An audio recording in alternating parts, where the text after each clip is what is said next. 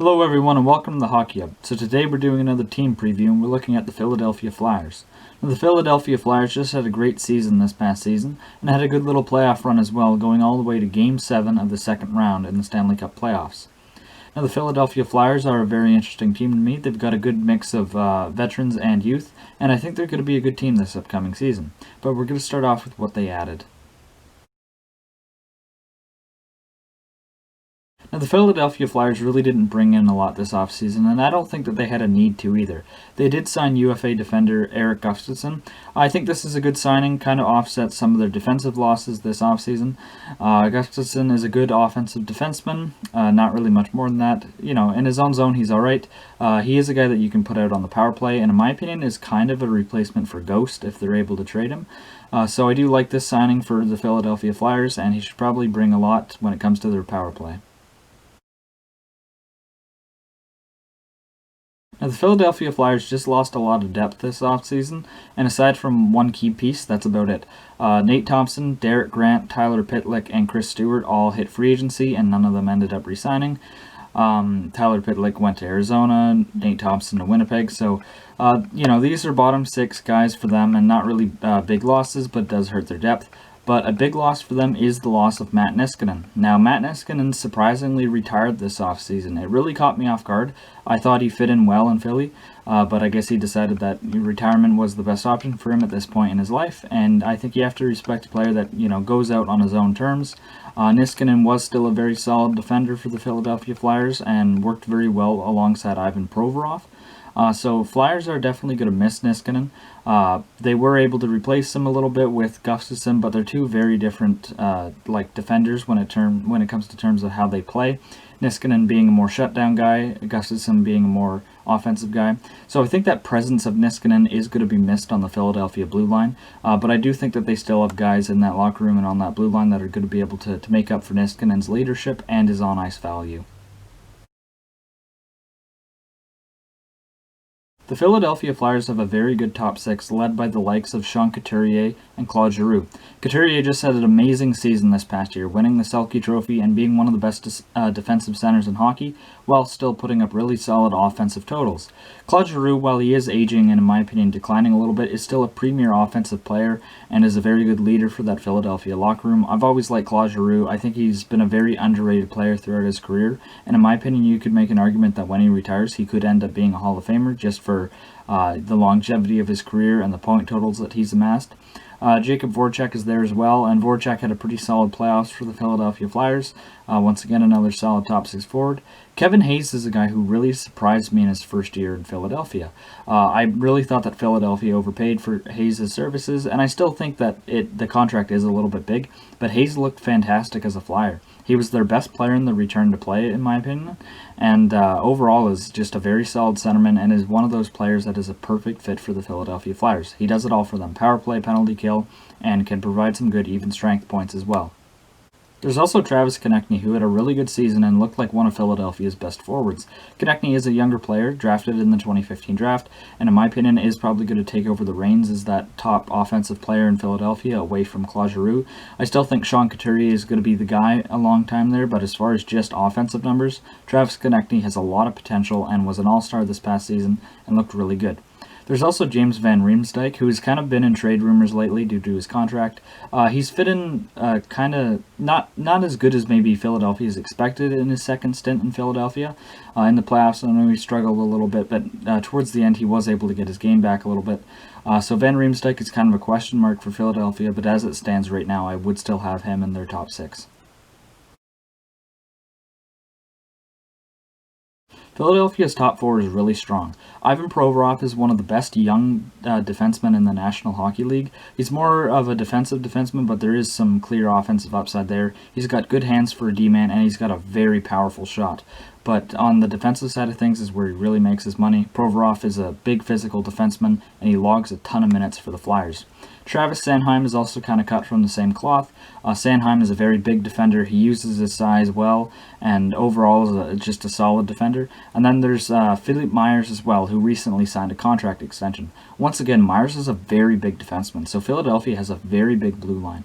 Myers is a young defender, only played a couple seasons so far, but I think he's got a lot of potential as probably a top top 4 guy, and I really like his overall game. There is some offensive upside there, but the defense is kind of what he's known for. And then I would have Erik Gustafsson in here. Now I know I didn't mention a guy like Justin Braun, but I think Gustafsson probably plays a little bit higher in the lineup, or maybe sees more minutes. Braun might play alongside Provorov, but only kind of play in those situations and maybe on the penalty kill, whereas I think Gustafsson will get the more offensive minutes and some power play time. But overall, their top 6 is very well rounded, and I think can play very well at both ends of the ice. And not much needs to be said about Philadelphia's goaltending. Their backup Brian Elliott is a solid backup and can be depended upon for a few reliable starts, but Carter Hart is the real deal there. In my opinion, Carter Hart is the next best goaltender in the National Hockey League. I've watched him play in juniors, I watched him play for the World Juniors for Canada, and I just had a feeling that that player was just going to be so good. And so far in his first 2 seasons, he's been everything that's been expected so far, and probably going to be more. Carter Hart is already proving himself to be one of the best goalies in the NHL, only having a year and a half under his belt. He was fantastic in their playoff run, easily one of the biggest reasons why they were able to beat Montreal and put up a good fight against the Islanders. But I really think Carter Hart is probably due for another big season and should just keep getting better and better. Hart is fantastic, and he's going to be fantastic for many, many years to come. Now, going into their best players, I would already have Carter Hart in there as one of their best players for all the reasons I just talked about. He's a bona fide starter. I think he can play a lot of games, and he's probably going to this upcoming season. I imagine that Brian Elliott is getting older, so his starts are probably going to get diminished, whereas Hart is coming into his prime, and he's probably going to be a workhorse for the Philadelphia Flyers. Sean Couturier is their best overall forward, in my opinion. His two-way game really stands out when you look at some of the forwards on that Philadelphia roster, but I would still have Claude Giroux and Travis Konecny in there as well. Giroux is a solid two-way player in his own right, but nothing compared to Couturier, and when Couturier's offensive numbers are starting to kind of overtake Giroux, I would definitely have Couturier there as probably their best overall player at this point. I think Ivan Provorov is another guy that should definitely be in this best list for Philadelphia. Provorov is an absolute monster, like I talked about. His overall game is quite fantastic. And then I think Voracek is still probably in this as well. Voracek is regressing a little bit, but is still has enough tools to be a solid offensive player, and probably will be for the next few seasons. Now, getting into a few players that I want to talk about. First of all, I want to talk about Oskar Lindblom. Now, obviously, this past season, it was kind of tragic how Lindblom got diagnosed with cancer and wasn't able to play most of the season due to that. He was on pace for 20 goals and overall is a very solid player. He was able to make his return in the playoffs, and while you could tell there was a bit of a step missing in his game, it was still great to see him playing, and a very big story for the Philadelphia Flyers, and very inspiring. I really like Oskar Lindblom, and I think everybody in the hockey world does. I think he does have a lot of potential as a top 6 forward, and he could end up pushing his way into Philadelphia's top 6 this upcoming season, and maybe looking like a 20 or 30 goal scorer. I'm rooting for Oskar Lindblom, and I think a lot of people are. His story has been fantastic with, beating cancer and coming back, and I just have the best wishes for him. I also want to talk about Shane Gostisbehere. Now, Gostisbehere has kind of been on the trade block for the past couple of years because his game has really fell off in Philadelphia. A couple seasons ago, he looked like one of the best up-and-coming young offensive defensemen in the NHL, even having a 60-point season in 2017-2018. But since then, it's basically been all downhill. Provorov has really taken over as the number 1 guy there, and Shane Gostisbehere just kind of looks lost. Defensively, he's not that great, and offensively, he's not providing that much anymore either, so he's become more of a liability for the Philadelphia Flyers. It's clear that they want to move on from him, but I don't know if they're going to be able to with his contract. I know a few years ago his contract looked really good, $4.5 million for what was thought to be a top-pairing defenseman. But now, since he's a healthy scratch sometimes, it looks like an anchor for that team. I personally think a team like the New York Rangers could be a good fit for Gostisbehere, but Philadelphia probably wants to find a team to take on that contract, or they're going to need Gostisbehere to bounce back. But another player I want to get into is Nolan Patrick.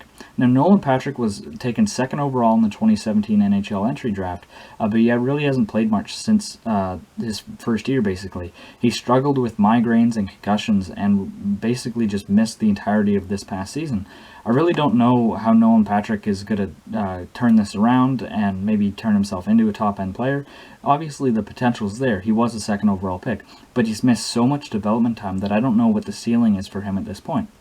It speaks a lot to me how good Philadelphia's overall lineup is, that even with Patrick out of it, a guy who when they drafted was depended on to be the next face of the franchise, that Philadelphia still is a really good up-and-coming young team, but it would probably look a lot better with Patrick in the lineup. I know he's been skating, and I know that apparently he is progressing, but we've seen this before, and I'm really hoping Nolan Patrick can turn this around and can turn himself into a top-end player like he was drafted to be, but with all this development time he's missed, one has to wonder where he's going to land.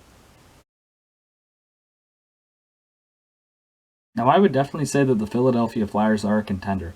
I'm not ready to put them in the cup favorite category just yet. I think they have to make the playoffs for back-to-back seasons, because that's kind of been something they've struggled with. I think back since like 2012, they've made the playoffs, then missed the playoffs, then made the playoffs, and so on and so forth. They flip-flop between, missing and making.